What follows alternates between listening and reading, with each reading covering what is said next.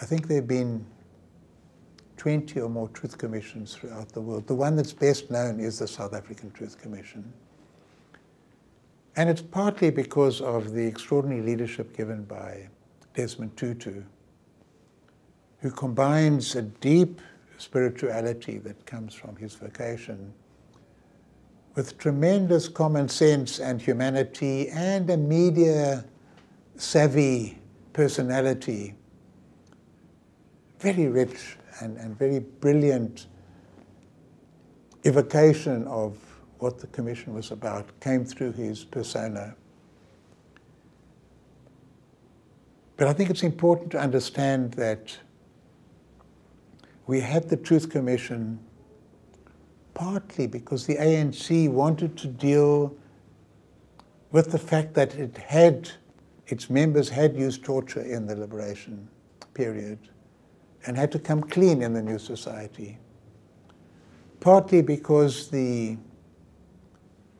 generals in the old security apparatus looked at the proposed constitution and they'd been promised amnesty by President de Klerk. They didn't see amnesty there. And they said, we protected the democratic process. We know that there are plans to bomb the first elections to smithereens. We will defend the first elections, but not if we're all going to go to jail afterwards for things that we did under the command of President de Klerk and the others. And so the ANC agreed to the idea of a Truth Commission linked to amnesty. And that became the crucial factor in South Africa. That if people would come forward to tell the world about their suffering and their loss and loss of relatives, they'd be able to discover where the bodies had been buried of people who disappeared. They'd be able to discover the lost moments of loved ones who died in the struggle and be able to have dignified burials for them. They'd be able to articulate their pain for the world to understand. But in addition, those who'd been responsible for the violations could come forward. Maybe for those for whom it was a burden, get the burden off their shoulders. But at least reveal the truth of what had happened. And if they revealed the truth, they could get amnesty. And so our Truth Commission achieved a certain international acclaim. It's controversial in South Africa. Some people complain that it favored certain sections of those who'd been involved in armed struggle, combat, and others. Others complained it let off too easily the killers, the torturers.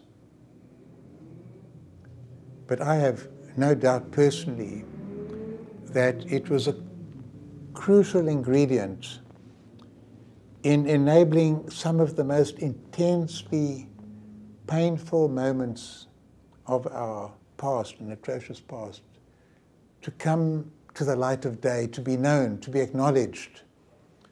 As one American scholar put it, what the Truth Commission did was to convert knowledge into acknowledgement. Knowledge, yes, there was torture, yes, people died, yes, bad things were done, but that's abstract, that's statistical, that's in a report. Acknowledgement is when you see on television the people who did it coming forward to say, I did this, I did that. When you hear the laments and you see the tears of those who suffered, when you say, where was I? What would I have done? How would I have behaved? How can we stop these things from happening? Where these experiences, terrible experiences, are absorbed into the psyches of millions of South Africans who are now thinking about what they meant, what they signified, how we can avoid it in future. That's what our Truth Commission did. And enabled us to move forward to deal with the harder issues until we have real equality in our country, until everybody's living in a decent home and has access to decent medical treatment and decent education, and decent employment, we're never going to have full reconciliation in this country. But at least by removing some of the most painful sores,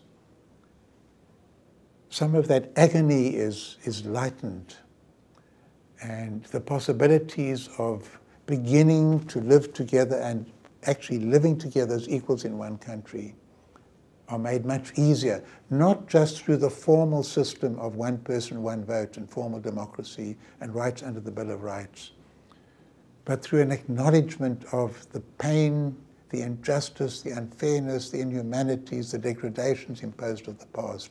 Letting it come out enables us to move forward.